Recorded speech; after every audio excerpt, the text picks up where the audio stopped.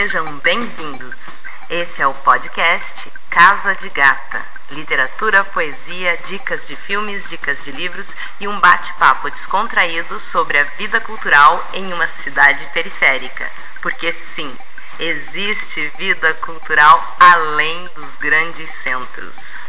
Mais uma parceria da Casa Eliseu Vrancoff com a página de incentivo à leitura Capitule, por Ana Paula Frazão e Jaqueline Cartelli.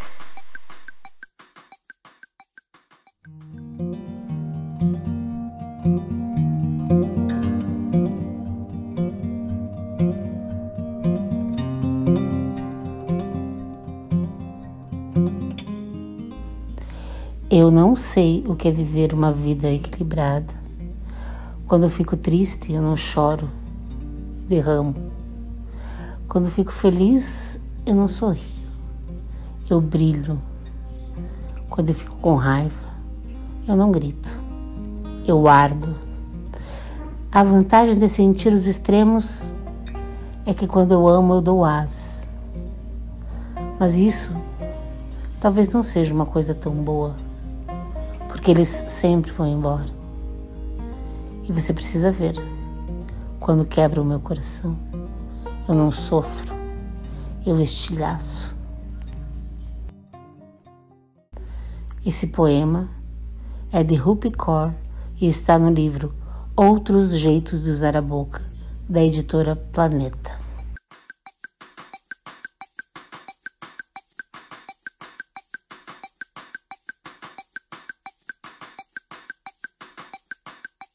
Olá, eu sou Ana Paula Frazão. E eu sou a Jaqueline Cartelli. E hoje nós vamos conversar com a Janaína Moscal. No podcast anterior a gente conversou com a Janda, hoje a gente vai conversar com a Jana. Jana, a gente vai começar pedindo para você se apresentar, contar pra gente o que você faz, e quais são os seus projetos, o que está rolando agora, atualmente, para o pessoal conhecer você um pouquinho, enfim, quem ainda não conhece. Bem, eu nasci em Araucária, nessa terra maravilhosa. Sou filha de um petroleiro, sindicalista, que me levava para o sindicato. Eu vi um dia lá uma prensa de jornal e falei, nossa, eu quero ser jornalista para escrever esses negócios aqui, para ajudar o povo e tal. Enfim, eu formei em jornalismo, em comunicação e depois, no decorrer, né, da minha trajetória, comecei a dar umas oficinas de rádio, né, em territórios diferentes, em assentamentos, em escolas públicas também, em festivais, em eventos. E acabei entrando para antropologia, né? Então, eu fiz mestrado e doutorado na antropologia e, a partir disso, comecei a atuar mais diretamente na área de patrimônio imaterial.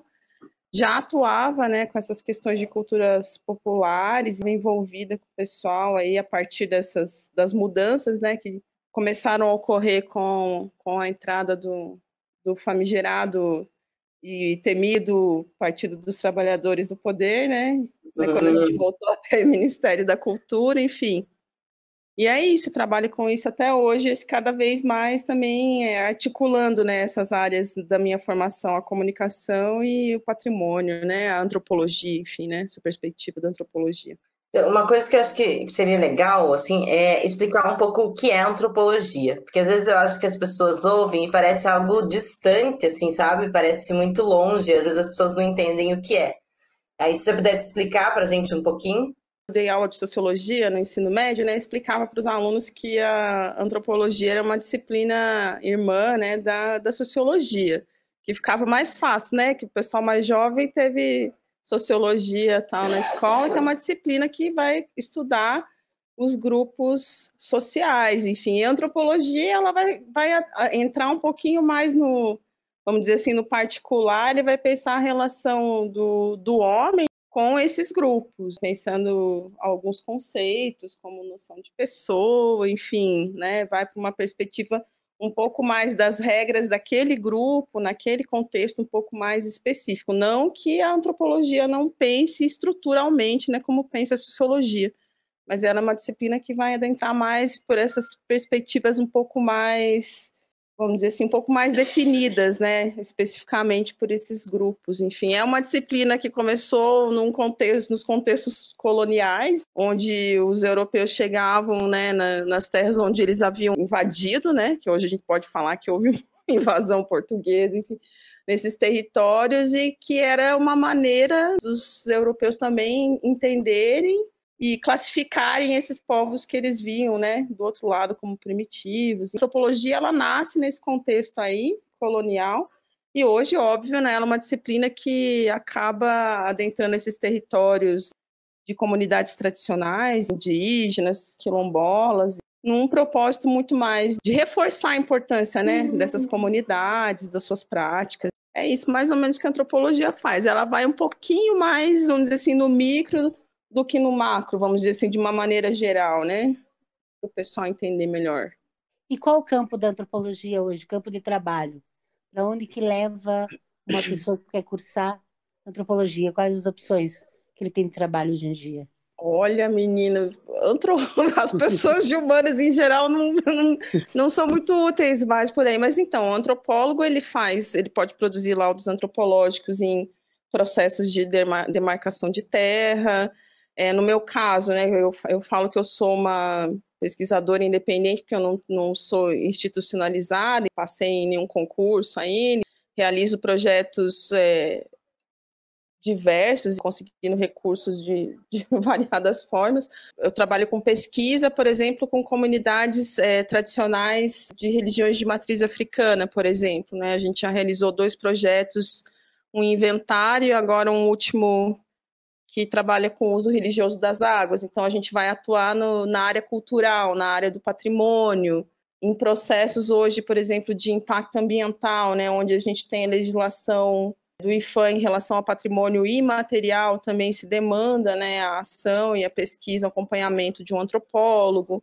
No IFAM, né, em alguns órgãos públicos, a gente tem a carreira de antropólogo. Enfim, são várias as áreas, né, que você pode atuar como pesquisador, como professor. Hoje em dia, inclusive, eu até estava lendo umas coisas que o pessoal tem usado muito antropologia, inclusive no marketing, né, para entender algumas questões de comportamento, de consumo, enfim, né? Existe uma linha da antropologia, inclusive, que chama antropologia do consumo. O capitalismo e os seus bracinhos. Come tudo, minha filha. A antropologia se começa com uma disciplina colonial e acaba com uma disciplina do marketing. Um ótimo percurso para o desespero do antropólogo. Mas realmente, eu acho que é uma disciplina apaixonante, assim, quando a gente começa a ler e ver algumas coisas que são possíveis produzir através da antropologia, acho que é apaixonante mesmo com essa trajetória. A gente tem uma cidade que não tem uma grande valorização, assim, né, nem do seu patrimônio imaterial, nem muito da sua história, tem pouco, eu acho, resgate, assim, o que a gente sabe é muito da imigração e tal, e parece que é uma história meio única. A gente ainda parece estar preso ainda na história única, assim, da versão europeia, né? Como que uma pessoa de Araucária se interessa por antropologia? Eu acho que no ensino médio, ali na sociologia, né, não é uma coisa sempre, eu acho que é uma possibilidade, por isso a importância, a gente tem que reforçar muito a importância da sociologia, da filosofia no ensino médio, eu acho que abre portas, né? Eu lembro que uma das minhas ações, quando eu fui professora de sociologia e dei aula na área rural, aí em Araucária, eu levei os meus alunos no cemitério, para a gente entender um pouco, a gente estava estudando questões de classe, e eu usei o cemitério para a gente poder pensar, né, um pouco ali, para eles pensarem sobre a própria história deles, sobre as trajetórias. Eu acho que isso, professores não só de sociologia, mas de filosofia, de história, de geografia, fazem bastante. Acho que isso ajudar as pessoas a fazerem reflexões sobre a sua própria história, né, sobre o que é o seu município.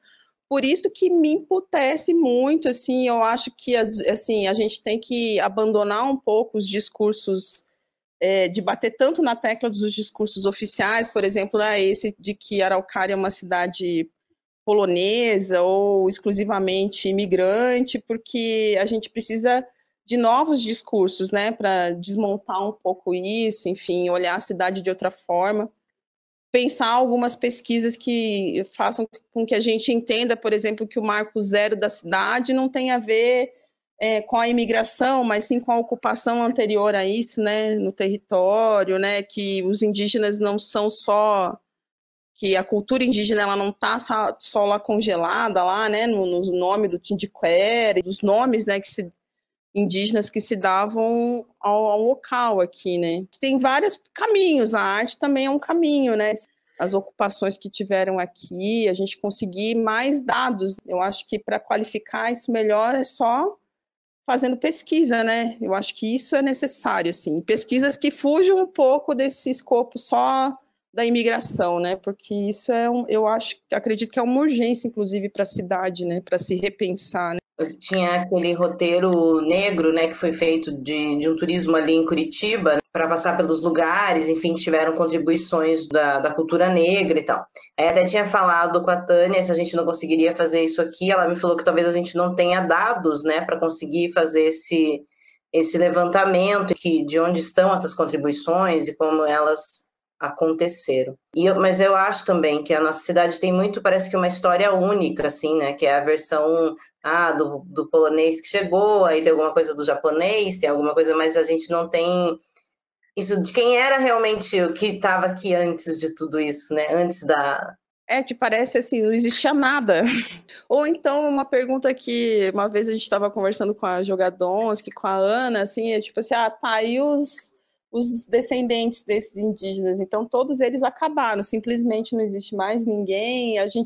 Uma outra indicação de entrevistada boa aí de Araucária também, que é a Tainã, né, Salles Passos, que é arqueóloga. A gente volta e meia falava assim também dessa necessidade de a gente repensar, de se fazer uma arqueologia assim na cidade, se repensar a cidade a partir da arqueologia, porque eu acho que talvez fique mais nítida, assim, né, a relação de ser uma cidade indígena também, né, não só nas referências de nomes, o próprio nome da cidade, né, mas culturalmente também, né, não nessa história oficial que foi construída, né, mas em outra história que a gente pode construir e recontar, né? Porque eu acho que esse é um caminho que tem sido feito, né, e como você falou, repensar, por exemplo, Curitiba, repensar os trajetos negros, né, e as construções que a gente teve, por exemplo, só no centro da cidade. Eu sei que a Gisline teve aí, trabalho que ela e a Brenda fizeram também, né, no livro, nos traços aos trajetos também. A Araucária, vamos dizer assim, é uma repetição dessa mesma história, só que com o agravante de que a gente tem bem menos pesquisa, porque Curitiba tem a universidade, claro que a região metropolitana acaba entrando nos dados, mas sempre são muito escassos, né? Então a gente tem que ter pesquisa, e a parte arqueológica, eu acho que da cidade também merece, né, uma valorização nesse sentido, assim. O tal do buraco do índio, o que é o tal do buraco do índio? É isso que a gente conversou bastante também, né? Conversa com a Tainã, com a Ana, né? Pensando nessa questão da educação patrimonial, dos discursos, né, da cidade. Eu queria perguntar, assim, com relação a essa valorização que ela falou, né? Na verdade, falta pesquisa porque falta investimento, porque não se enxerga uma importância disso, né, na vida das pessoas.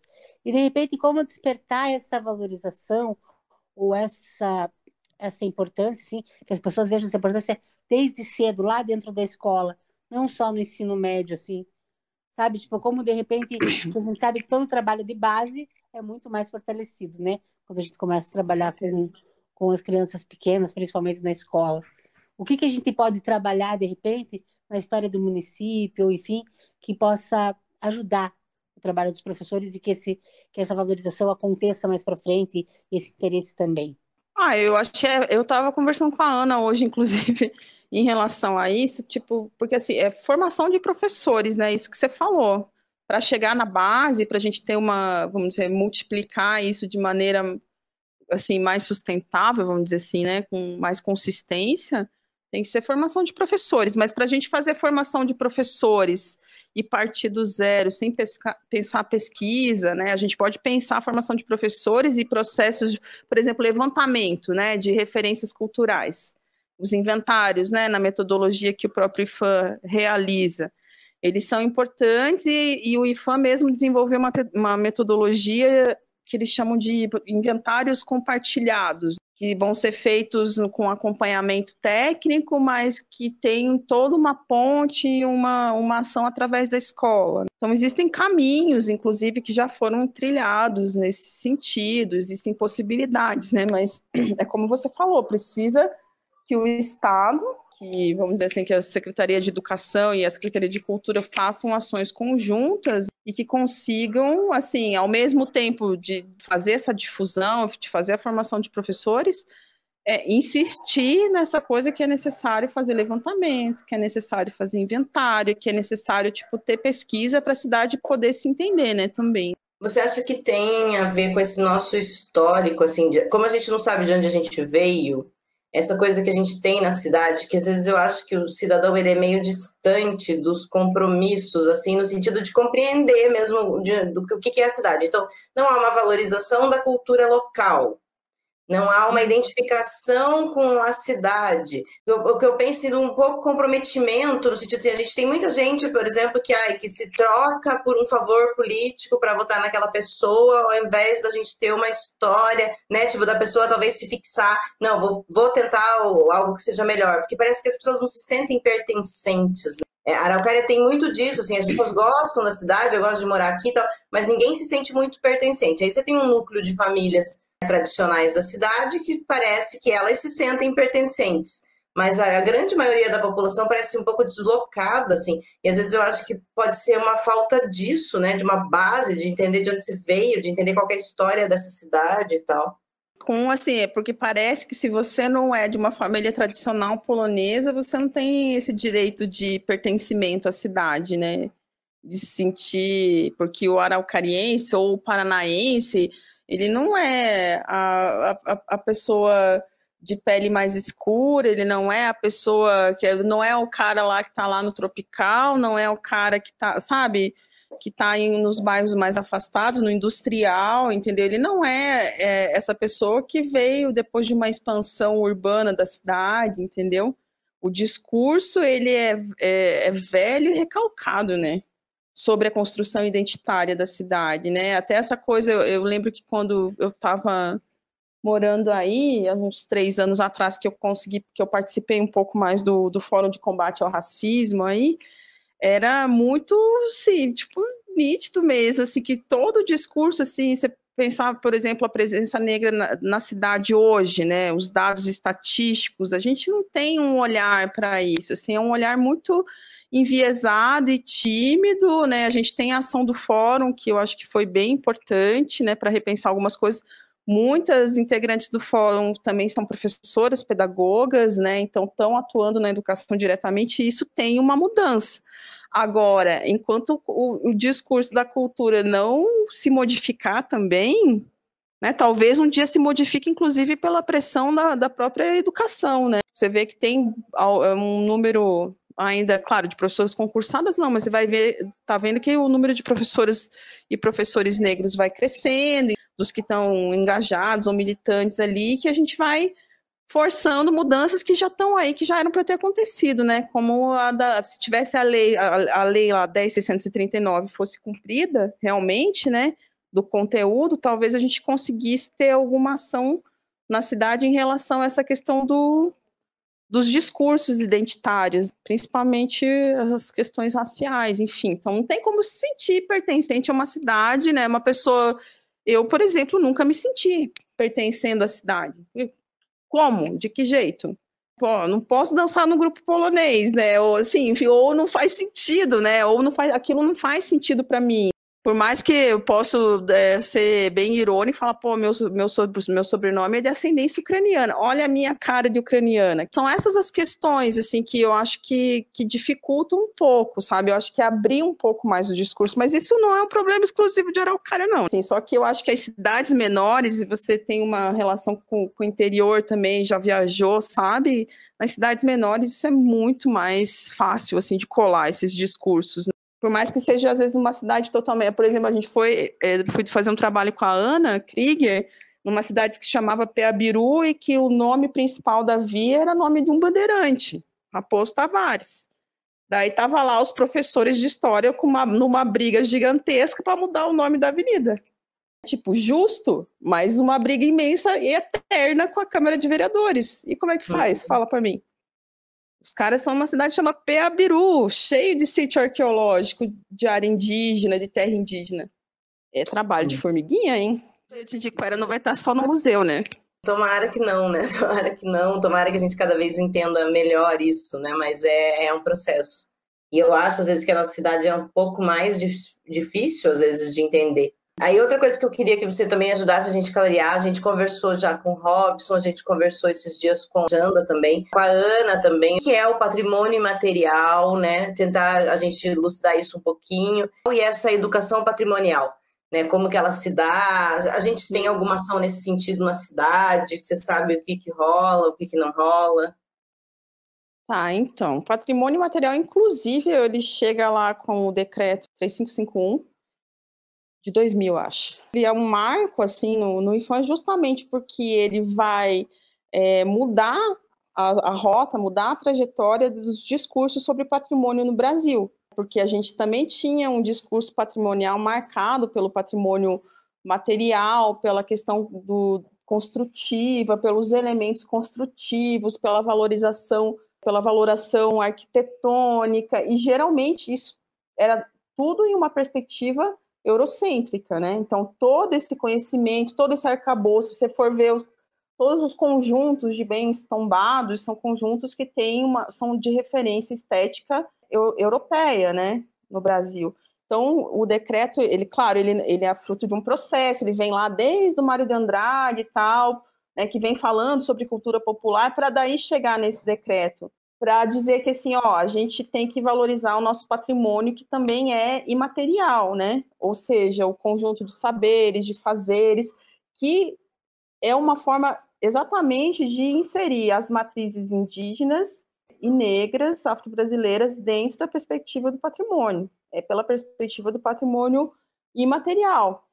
E uma das coisas que marcam esse processo político, assim, é justamente quando eles vão lá e daí eles criam o decreto cria a ideia do registro, né, a ferramenta do registro. Porque no tombamento a gente tem a ferramenta do tombamento, né, no patrimônio material. No patrimônio imaterial a gente tem a ferramenta do registro. Então, cria-se essa ferramenta do registro.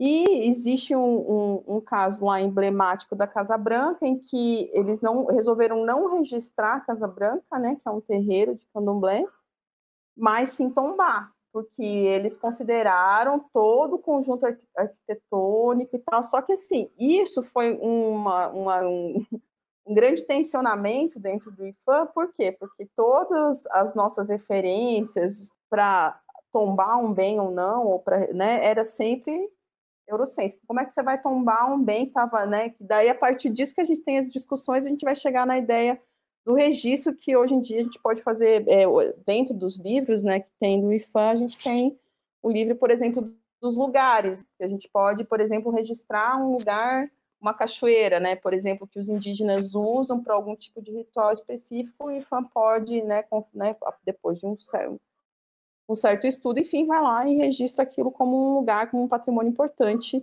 dentro daquela comunidade.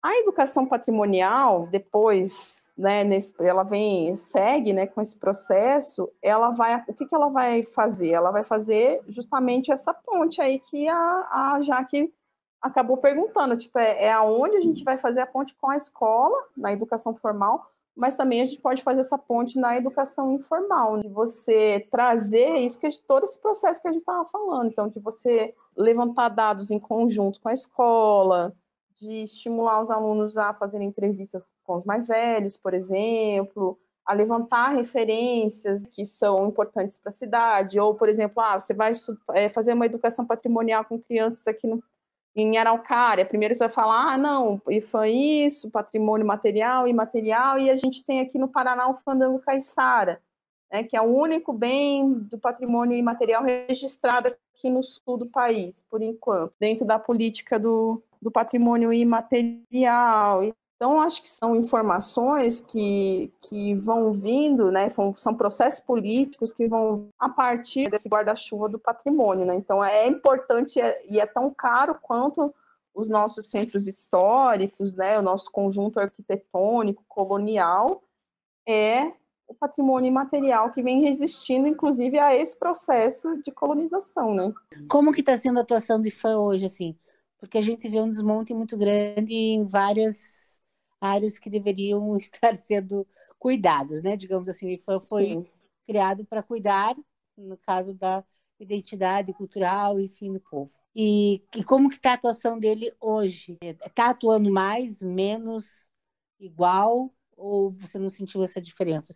Mas não tem como não sentir diferença, né? Sendo no setor cultural, a gente está hoje com o diretor do Patrimônio Imaterial do DPI, na área central no IFAM, que é evangélico, né? Isso é um problema, né? Assim, vamos dizer, no sentido que, por exemplo, a gente teve reunião agora em relação ao Águas, né? Esse projeto sobre o uso religioso das águas, que se a gente não tiver um técnico que consiga, né? Que tem uma atitude laica em relação a essas questões, isso fica mais complicado, né? Então, assim, mas, apesar de todo esse desmonte, eu vejo, assim, que o IFAM, pelo menos nesse processo, no Departamento do Patrimônio Imaterial, por exemplo, acho que teve um grande aprendizado nesses anos, né?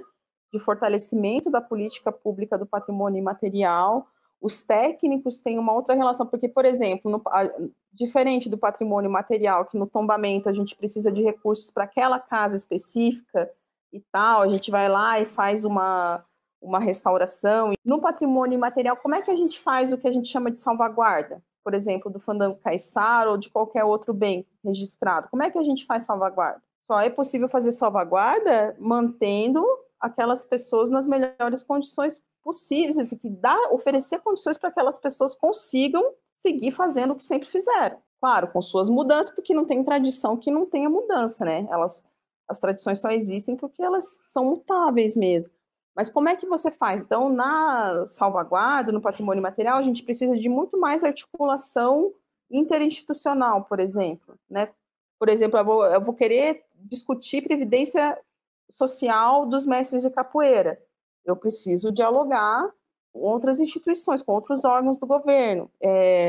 No caso lá da cachoeira ou dos indígenas, né? A cachoeira que eles usam, a água está contaminada. Então, eu vou ter que ter contato com os órgãos de meio ambiente, sim, fazer muito mais mediação do que quando a gente trata só do tombamento, né? Do conjunto arquitetônico. E eu acho que, apesar dos desmontes, os técnicos assim têm feito o possível para continuar atendendo. Por exemplo, recursos. Os recursos hoje do IFAM se consegue muito mais, porque o recurso do extinto ministério, né, agora a secretaria, é muito escasso. Os recursos muitas vezes estão vindo de processos de licenciamento ambiental, por exemplo.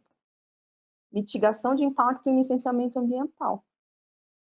Coisa que o nosso presidente aí já está querendo derrubar faz tempo, né? De retirar o IFAM desses processos de licenciamento ambiental. Né? Justamente por quê? Porque vai ser um impeditivo sempre, seja pela questão arqueológica, seja por uma questão das comunidades. Você vai falar, peraí, não é bem assim, você não chega tirando todo mundo daqui, ou você não desvia o curso desse rio sem antes entender, né, como é que esse contexto estava funcionando. Então, é isso, assim, desmonte está tendo, o IFAM é um órgão importantíssimo, eu acho que cada vez mais, assim, ficou muito nítida essa função do IFAM como um órgão mediador, como um órgão que pode ter políticas públicas que são ferramentas para a defesa do território, por exemplo, né, no caso das comunidades tradicionais. Né? Apesar dos pesares, ele continua atuando, agora até quando aguenta, não sabemos, né? Aquele dia que a gente fez aquele encontro com o pessoal da secretaria e tal, que a gente ficou tentando identificar a cultura popular aqui na cidade, assim. E eu lembro que a gente chegou a algumas conclusões, mas eu não lembro muito bem quais foram elas. Mas a gente falou sobre o turismo rural, né? Aí eu lembro que a gente ponderou algumas coisas, assim, para a gente tentar entender um pouco da cultura popular. Porque a cultura popular, na verdade, ela fica mais fácil da gente entender, eu acho, quando é tipo a questão do fandango caiçara. Na nossa cidade, com pouca identidade, com pouca identificação, com pouca pesquisa, com pouco tudo, assim, é um pouco mais difícil da gente compreender, né, o que é exatamente uma cultura popular. Eu acho que, na verdade, as culturas populares, de modo geral, aqui no Paraná, no Sul, né, que a gente tem essa perspectiva muito, assim, Se existe uma cultura popular no Sul, é uma cultura imigrante, vamos dizer assim, né? Ou muito enviesada para essa ideia do folclore, né? Que foi uma coisa assim, um termo, uma linha de estudos, enfim, que se teve durante muito tempo e que deixou seu lastro aí, né? Então, para a gente é muito mais fácil entender uma cultura folclórica, né, ou entender o que é o folclore do que entender exatamente o que é cultura popular. Eu lembro que quando a gente começou, as discussões começaram lá em 1900, não, tá, nos anos 2000 ali, 2001, 2002, que começou mais fortemente, a gente montou lá um fórum de popular de cultura e não sei o quê, daí o pessoal tava na briga para dizer hip hop não é cultura popular, mas hip hop é cultura popular. E, sabe, mas as discussões, assim, eu acho que talvez fique mais fácil para a gente entender quando a gente pensa, descolar um pouquinho desses discursos oficiais. Começa por aí, eu acho, sabe? Só dessa coisa, não que a cultura imigrante ela não seja cultura popular, eu acho que em muitos casos ela é, sabe? Em muitas perspectivas. Quanto mais a gente consegue, talvez, não digo só se afastar a ponto de descolar da ideia do folclore, mas eu acho que quando a gente consegue enxergar isso dentro das dinâmicas coletivas, eu acho que a gente consegue pensar o que é cultura popular. Por exemplo, a gente pode pensar sei lá, até algum rito ou alguma coisa que se fazia, por exemplo, entre os poloneses mesmo, assim, o que vai diferenciar que aquilo é folclore e é cultura polonesa? Está rolando num casamento, isso acontece ainda, isso ainda move as pessoas ainda se reúnem para isso, que não necessariamente para um espetáculo, para um palco, né? Isso é muito, por exemplo, que define o fandango caiçara, por mais que, né, não se tenham mais os mutirões, né? Isso que acaba definindo, ainda se faz muito fandango de batizado, de casamento, né, de festas de aniversário, nas festas religiosas, enfim, eu acho que vai muito por ali, assim, sabe? Só que é isso, a gente não está muito acostumado, né, a caminhar por aí. A gente pensa assim, ou se a gente tem dados, ou se a gente tem informações, geralmente é a partir de lugares muito mais institucionalizados e muito mais próximos desse discurso oficial, vamos dizer assim. E a cultura hip hop é cultura popular ou não é cultura popular? Para mim, cultura hip hop é mais cultura popular que muita coisa que existe por aí, né? Porque é isso, assim, a gente já tem um. Hoje o Brown fez 51, né? Aniversário do Brown hoje. Mas, enfim, tipo, tem essa coisa, a gente tem várias expressões da cultura popular que a gente pode contar mais ou menos no mesmo tempo, de registro, enfim. As coisas não são... ou se a gente for pensar, sei lá, alguns gêneros que a gente tem como cultura popular que tiveram uma grande influência. O reggae no Maranhão, né, se a gente for ver. O reggae no Maranhão é uma cultura popular. Como que não é uma cultura popular, né? As caixas, né, o dançar reggae coladinho, e é um reggae que só existe lá, né, tipo esse discurso, veio de fora e tal. Eu acho que sim, na verdade o hip hop é uma grande cultura popular negra, né, no mundo inteiro. Então, cultura popular não vai deixar de ser, por mais que esteja, né, em diferentes campos, no mainstream, né, pode ter ser o que for, mas, né, a base dela é uma cultura popular, né, uma cultura que veio das ruas, né.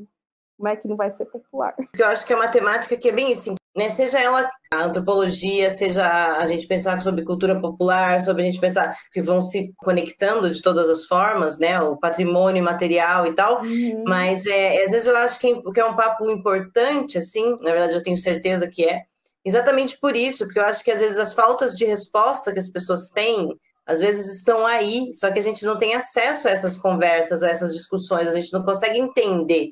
Né? Então, por isso que eu acho que era importante que cada vez se falasse mais sobre isso, que se popularizasse mais, que as pessoas pudessem entender que não é uma coisa para ficar lá na academia, né? Mas que está falando da vida delas. Porque quando se fala esses termos, eles parecem muito distantes, assim, né? A antropologia, né? O patrimônio imaterial, ele cria uma distância para as pessoas, e quando na verdade é para ser uma coisa perto. Porque justamente é o foco tanto do patrimônio imaterial quanto da antropologia, é a vida das pessoas, né? Eu acho que, inclusive, foi isso que me aproximou também da antropologia, sabe? De uma ferramenta para pensar justamente esses movimentos, né? Que nem eu te falei. Como é que a gente vai conseguir definir se aquilo é uma cultura popular ou não? Depende do sentido que aquilo faz na vida das pessoas, sabe? Eu acho que essa é uma questão importante para a gente pensar. Por exemplo, a gente falou aqui da cultura hip hop, né? Tipo, esses dias fiz um projeto para pensar a relação do hip hop com os terreiros e com as escolas de samba aqui em Curitiba, né? Porque a gente vê ligações, sejam de parentesco, sejam na forma de atuação, na formação, por exemplo, se você for pensar, muitas escolas de samba têm ogãs que tocam na bateria, enfim, sabe? De você pensar essas dinâmicas que talvez, se a gente for falar, vai pensar isso em Curitiba, igual agora a gente está no processo de um projeto também que foi aprovado pela Fundação do Inventário de Samba de Roda em Curitiba, que é um samba de terreiro. Acredito que muita gente torceria o nariz. Como assim samba de roda em Curitiba? Isso não existe. Não existe porque a gente não olha para determinados territórios, não olha para determinados lugares, né? Então, eu posso falar que com quase certeza que pelos terreiros que tem em Araucária existe samba de roda em Araucária também.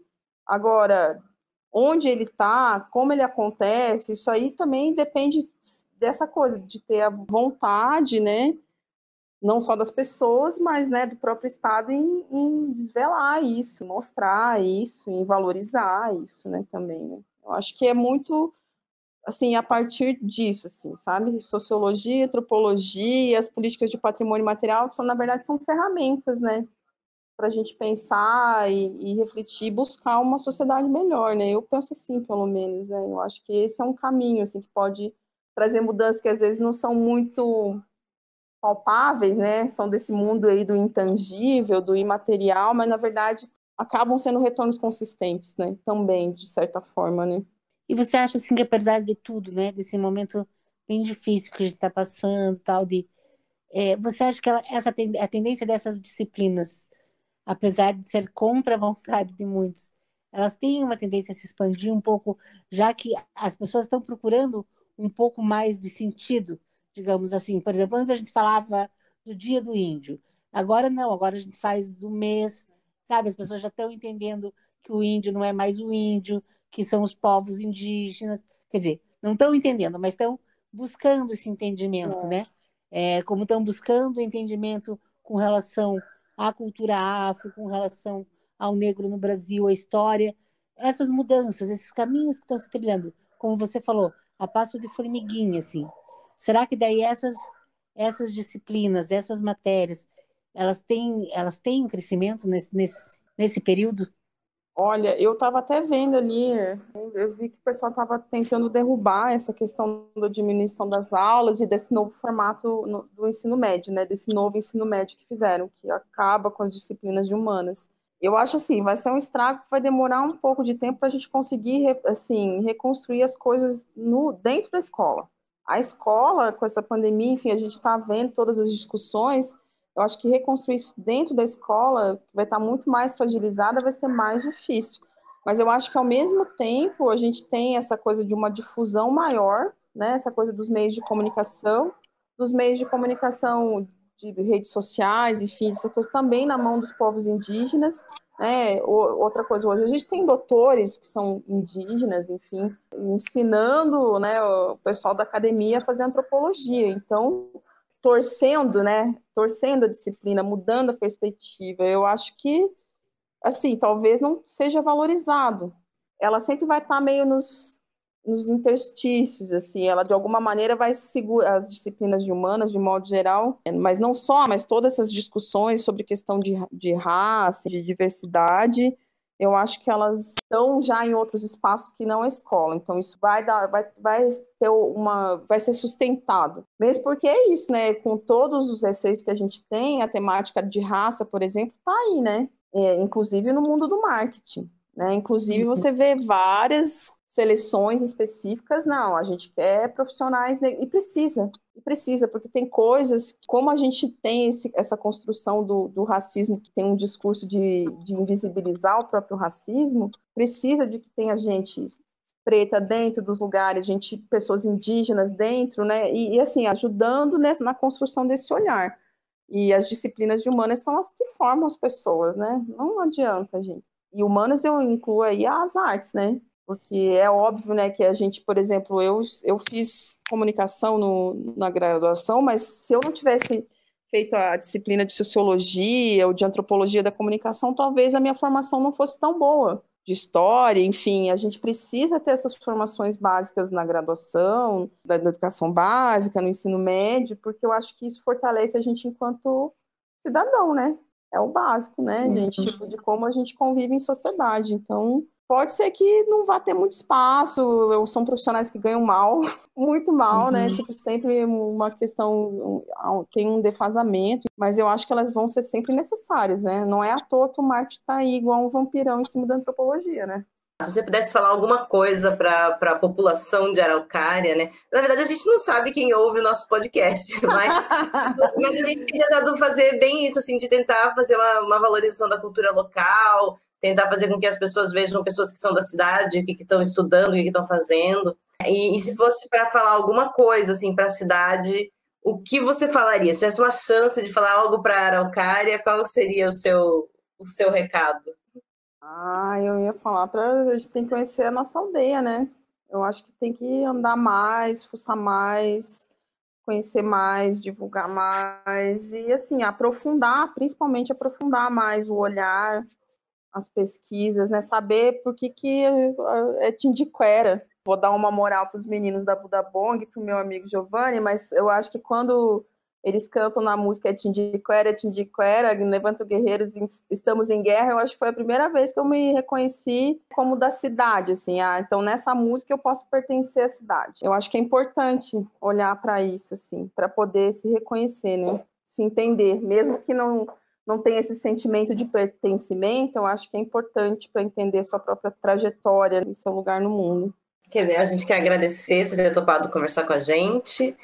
E o nosso podcast está saindo agora de 15 em 15 dias. E a ideia, eu acho que é mais ou menos essa, assim, a gente também valorizar e conhecer as pessoas da cidade, né? O que elas estão estudando. Isso também a gente maltrata bastante a Araucária, assim, mas a Araucária também deu bons frutos, né? Nós temos aí um pessoal bacana, assim, até hoje a gente só tem conversado com gente legal e fazendo coisa interessante. Então também, assim, não é uma desgraça total.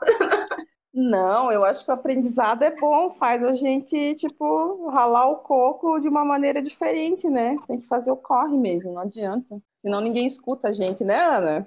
Tem que montar a própria casa, tem que fazer o negócio acontecer, né? Eu também queria agradecer, Jana, obrigada. Obrigada eu mesmo pela oportunidade, pelos ensinamentos, que eu acho que eu também aprendi muito, e cada conversa que a gente aprende muito. E é muito legal, assim. Eu gostaria que muita gente escutasse nosso podcast, quem sabe um dia. Porque minha filha, deixa disponibilizado lá, o pessoal vai aprendendo. É sempre uma aula, assim, eu acho que é bem importante. Eu fiquei bem feliz com o convite, gente, eu que agradeço. Então é isso, obrigada. Quem está ouvindo a gente, obrigada e até a próxima. Até a próxima. Tchau, tchau. Tchau.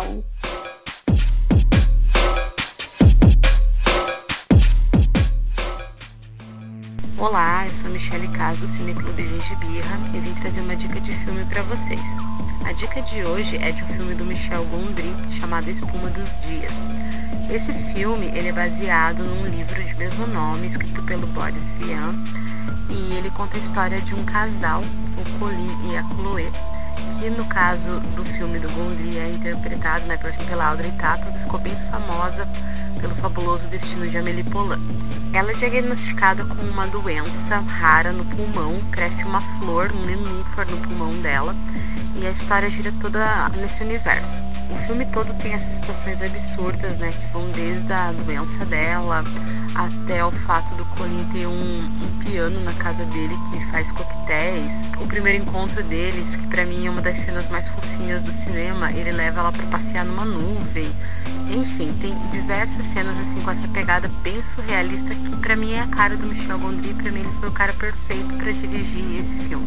O Gondry começou sua carreira dirigindo videoclipes, então ele dirigiu videoclipes da Bjork, do Beck, do Chemical Brothers, do Foo Fighters, e os clipes deles todos têm essa pegada bem maluca, bem surrealista, e são clipes muito legais.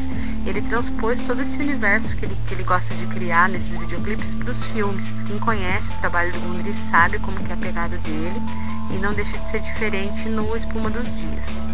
Então, além de ter uma narrativa muito bacana, a pegada visual do filme é muito muito legal, então vale muito a pena. Como eu falei, tem cenas absurdas, tem uns efeitos especiais bem malucos. A estética do filme vai evoluindo de acordo com a doença da Chloe. Então ela sai de uma coisa super colorida que representava ali o estilo de vida deles, que era regado a festas e jazz e discutir existencialismo. Tem até um personagem lá que é o Johnson Partre, que é uma alusão ao John Sartre. Então gira em torno desse universo. A visualidade nesse momento do filme é toda carregada de cor, enfim. E ela vai ficando cada vez mais cinza. Acredito que a maioria das pessoas conhece o Gondry pelo Brilho Eterno de Uma Mente Sem Lembranças, e por outros filmes que ele fez com Charlie Kaufman, que assinou a maior parte dos roteiros dos filmes dele. Mas O Espuma dos Dias não deixa nada a desejar para os outros filmes do Gondry, ele é muito bacana. Então fica a minha dica de filme para vocês essa semana. É isso, até mais.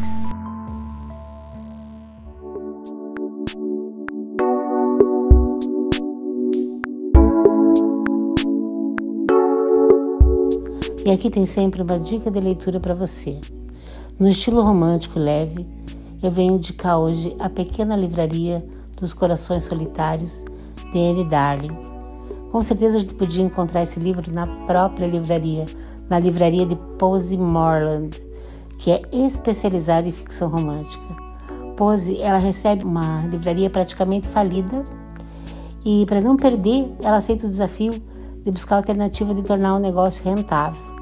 Ninguém apostava nisso, porém ela, com a ajuda dos funcionários da loja e dos amigos, ela consegue colocar em prática seus sonhos. E é claro que tudo isso regado com muito romantismo, com algumas pitadas de humor e muito amor. É uma receita perfeita para um bom romance rosa lavanda.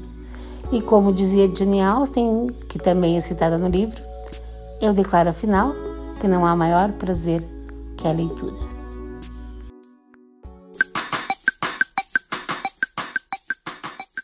Esse é o podcast Casa de Gata. Literatura, poesia, dicas de filmes, dicas de livros e um bate-papo descontraído sobre a vida cultural em uma cidade periférica. Porque sim, existe vida cultural além dos grandes centros. Mais uma parceria da Casa Eliseu Voronkoff com a página de incentivo à leitura Capitule, por Ana Paula Frazão e Jaqueline Cartelli.